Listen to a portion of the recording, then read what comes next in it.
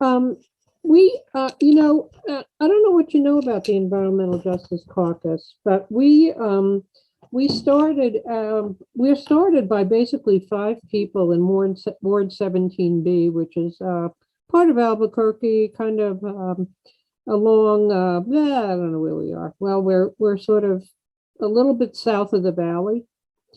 And we were working for five of us would meet every Monday night, and we would work on solar energy and community solar. And we learned that we could really get a lot done. We helped with the legislation passage, and then we started to work with the PRC and working with their rules. So that's where we are right now. And then we said to ourselves, why don't we start an environmental caucus inside the party, which might give us a little bit of oomph and, being behind candidates and legislation and that type of thing. So just this year, a couple of months ago, the SCC okayed us and we became an official caucus. The way we work is we're trying to have grassroots people work on what they're passionate about. So we decided to split our caucus into 10 working groups. And we want what our caucus does to come out of those working groups. So, for example, we have one on 100% clean energy. That has a lot to do with being against green hydrogen and all of that stuff. We have a nuclear waste working group. We have an environmental budget oversight working group, which relates to Justice 40 and tax reform. A green jobs working group, which deals with the Civilian Conservation Corps, weatherizing and electrifying buildings and learning to adapt to climate solutions. We have a pollution accountability group. We have a recycling and waste reduction group, a renewable power group, state legislative priorities group, a sustainable life group that has to do with food sovereignty, agriculture, housing availability, wildlife conservation, and personal climate solutions, and a transportation group that has to do with reducing auto emissions, increasing public transportation, and expanding the bike infrastructure. Finally, we have a water group that deals with scarcity and spills. So does that make sense to you? It does. And I remember when I got the call and got a little bit of the information and supported this when we, made this an actual caucus. And I think this is great because, as a legislator that cares about the environment and wants to supports a lot of things that you brought up, it's also good to have a caucus within the party to say, this is what the party wants. This is what people want. So it doesn't look like we're just doing something. We can point to say this, we have people in the party that support this. This is a party value, and this is members of the caucus. And then you also going to be able to, support candidates that support these issues. So I think that's great. Right. And I mean, I think that, that one person out in the world who, and I guess this probably really describes you, who really wants to do something can do so much and, push so many things that can really come into fruition. And that's what has happened in our caucus, or is happening in our caucus, because, right now, for example, two of the massive legislative things we're working on, one's federal and one state. One is Build Back Better. And we are initiating a letter campaign wherein we're joining with all the other caucuses in the New Mexico party, those who want to join us. And we're writing actual letters, person to person, one letter each to each Democrat in the state of West Virginia. So we're trying to push them to say, get Manchin on the stick. We don't know how else to do this except, trying to do it person to person. So that's one of the things we're working on. It's kind of difficult to deal with, for me anyway, to deal with national legislative issues. I mean, just finding out information is a whole big barrier. Whereas in the state, it's so much easier. And I believe that you're on the Green Amendment group, are you not? Correct. I signed on as a sponsor, the lead sponsor with Senator Cedillo Lopez, and I'm also on Senate Conservation. So a lot of the bills that come through. Beautiful. Obviously, we're really behind. Well, I don't know if it's obvious, but we're really behind the Green Amendment. And we want to know from you as time goes on, what specific things we can do to push this. Right now, as part of our ward, there are a few precincts that are in Senator Ivy Soto's Senate district. And what we've been doing is going door to door in those precincts and asking voters to sign postcards that say they want Ivy Soto to support the Green Amendment. So hopefully that will have some effect. I don't know why he's opposed it. Do you have any idea? I don't know. I don't want to speculate. But it's important that we really get with him and Senator Cervantes, because it's going to go through judiciary, and then Senator Ivy Soto runs rules, right? So I will tell you that from my perspective, if we get this past the committees, it goes to the floor, we pass it. Yeah. The issue though is just then the committees and how powerful it is and what they can do. Okay. I will say what I hear from attorneys a lot of times is their concern that this opens up the state to lawsuits and money. And it's the same argument that was used on qualified immunity. My argument is, well, I don't think it's going to open up the state to lawsuits. It just means that we need to do right and not make it an environment or do wrong to where there is a lawsuit. How come we never make that argument? For example, qualified immunity, nothing's happened with it yet. There was, they acted as if the state was going to go bankrupt and all these lawsuits were going to come, and it just hasn't happened yet, like they claim. So I would say their attorneys, that's the perspective they're coming from. Okay. But I think you're doing the right thing by getting people in their really district. Helps, because I have heard that argument too, and I was trying to figure out the best ways to counter that. I mean, it's too bad that people think we shouldn't have ordinary people bringing lawsuits when they're being harmed by environmental issues. Yeah, and it's kind of strange because, Cervantes, I haven't heard that specifically from him because he's an attorney who does these lawsuits, right? Like sues people. But that's really the argument I hear, and I'm not an attorney, and it's from their perspective.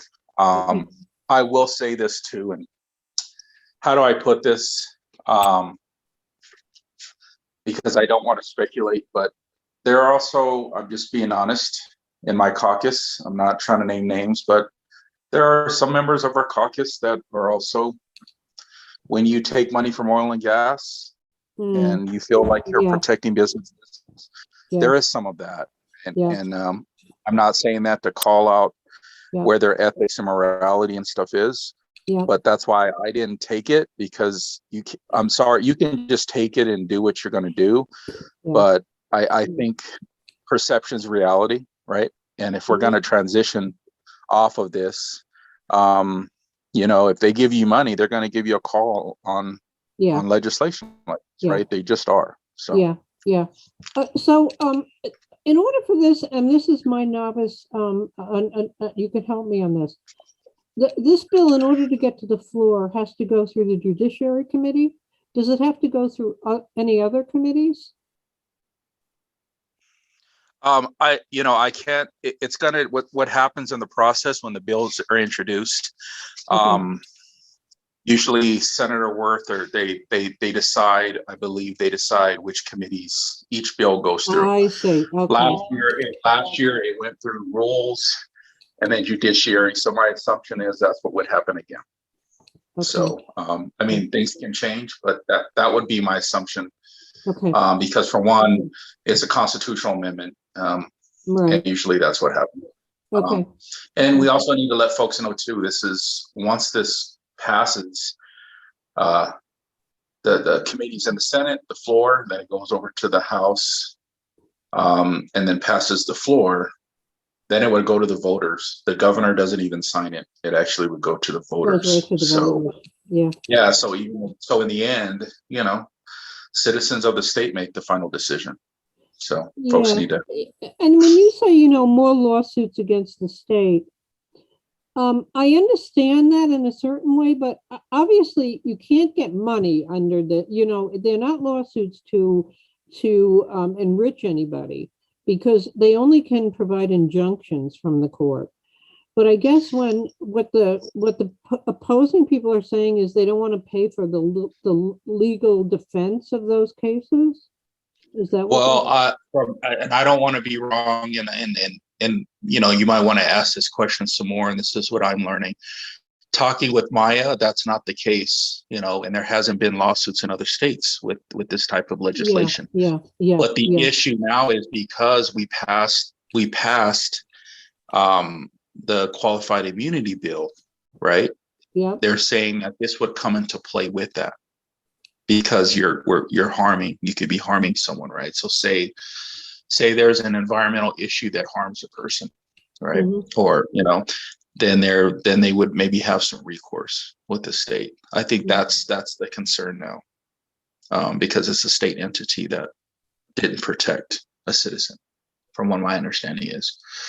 Okay. I look at it differently, that having this makes us look at a environmental and equity lens on the decisions we make, right? Mm-hmm. And having this in the Constitution holds us accountable on what we do, because if that's in the Constitution and we bring legislation that does something in opposition of that, it's basically a check to us to say we shouldn't be doing this. That's how I look at it. Mm-hmm. Well, I feel very blessed in being able to speak with you one-on-one today, Harold. And you've cleared up a lot of things. I think what I would like to do is end our conversation at this point and see if I can get some help from someone with respect to showing my screen. Because No I'm going to do some other lobby talks, and I'm feeling quite frustrated right now about not being able to do that. But this has been a wonderful discussion. And are you open to meeting more with our caucus as we move forward? You are going to come to our membership meeting on the 10th, and we're really excited about that. I mean, I see in my own little pea brain, I see like hundreds of people in green outfits, maybe thousands, when the committees consider these bills and circling the State House. I don't know, or the Roundhouse. But I definitely will. I'll definitely do that. I would definitely want to have Senator Cedillo Lopez or Maya, just because they have a lot more of the background and expertise on it, and me not being an attorney. But definitely, I would also say, I think there's an event. There might be something on the 11th coming up on the Green Amendment. We already got a lot of opposition. It's the Green New Deal. I mean, they're doing everything, and I know you've heard about the study that Senator Stefanik's, and I don't know if you guys are involved with that, with the public utility. I know we're having PRC look at that, and we're getting flooded with emails now. I mean, it's yesterday, I think I got like 20 of these one-click automated emails about the PRC has more important things to do. Don't do this. So just a heads up they're even fighting that now. That's huge. So are they attacking going forward with community solar? I mean, one of the things that we're trying to they're doing community solar. What's going on is Senator Stefanik's basically is asking, I think, a memorial. I think there might be a memorial this session, or where she's basically going to have PRC do a study to see if a public utility would be viable for the state versus what we have now. Wow. Okay. Wow. So it's just a study, but right now people are going crazy about this now and sending emails. So that might be something on your radar to look at, because we just want to look at, is that viable? I mean, we have a state a little over 2 million to where we could be, pushing renewable energy and things that we want to do, Wow. from public. So is that memorial now before the Roundhouse at this point? She's I do not know. I know that I signed on to support it. So let me get more clarity on it, because and you might want to look into it. Okay. Well, that's really amazingly wonderful, because I think Maine is leading the way, or at least is one of the states leading the way toward public utility. We in the Environmental Caucus believe that we can save a lot of money by having the state run the utility. I mean, for one thing, or whatever organization under the government runs it, because for one thing, I mean, we'll save on the salaries and the shareholder, payouts and that kind of thing. And that's a lot of money. Yeah, well, this is just a study, and right. Like I said, all the big money they're coming out. What's going on? So I can't specifically tell you exactly. Wow, that's memorial that she's going to bring this session. But just a heads up to look for that, because the opposition is already forming on. Wow, that's exactly the kind of information that we so need. What's the best way to keep in touch with you? Like when you have this incredibly important information for us, is there a way you can email us, or should we somehow go onto your website, or how do we know about these burgeoning, incredibly important energy issues? I would send an email to Harold. Okay. Harold at hopefornm.com. Okay. And I can text it. I have to jump off in a minute. Okay. But and then the other thing is, do you work? I think is it trying to think of her name. I always mispronounce her last name. Someone in our caucus. Someone in your caucus. Athena. Christodoulou? Athena. Yeah. She so she keeps in contact with me too as well. She knows how to get a hold of me. Okay. So I think she would be a great person. But I just sent the email in the chat. That's our key. Yeah. All right. But I'm gonna have to jump off. But I think that's critical, because what's happening is with that merger, right? We're being pushed to say, let's see about a study on a public utility, right? We already see it in the state tribes and some of our rural areas with co-ops. It can be done. You know what I mean? So thank you. All right. Thanks, Harold. Well, great chatting with you. Appreciate it. You take care. You too. Bye-bye. Hi, Tiffany. I want to say hello to you. Hi. I've had problems sharing my screen, and I'm thinking I'm going to kind of get out, stop our little presentation right now, because I'm trying to get some help with sharing my screen. I know, and everyone else is having the same trouble with the shared screen, so it's not you. Oh, okay, because and so I'm not quite sure. Beautiful slides. I know. I feel so bad. Cheryl with the Aliante Caucus also had the same issue. One thing I thought of, and I just thought of it too late, is I wondered if we could put a link to the slides in chat, and at least maybe, I know it's too late right now, but maybe people could see the slides, after the presentation or later on this evening. Although my slides are mostly visual and need explanation, but what you're telling me is we could create this. We could create our slides in some sort of a public forum with some audio. Yeah. That's a thing we could do. But it's good to hear it's not only me No, it's not only you. So I'm going to try to jump over and chat with Danny Hernandez real quick because he's much more techie than I am and see if he can help navigate for the future speakers. Okay. Right? That Okay. would be really helpful, Tiffany. Tiffany, are you a member of our caucus yet? I believe so, but I'm not 100% sure. If my name is on the list, then shoot me an email and I will definitely sign, Okay. I'm a member. And what's your email address? I'm going to put it right now in chat for you. Okay. It's Thank you. it's Tiff Stevens at nm like newmexico.com. Okay. There you go. Wonderful. Wonderful. And thank you for joining us, and we'll keep you apprised. Sounds great. Thanks for all the work you're doing with the caucus. I think it's really important to have an environmental caucus with where we're at in today's time. So Appreciate it. I really do. okay. Thanks a lot. Take care. Bye-bye. Bye-bye.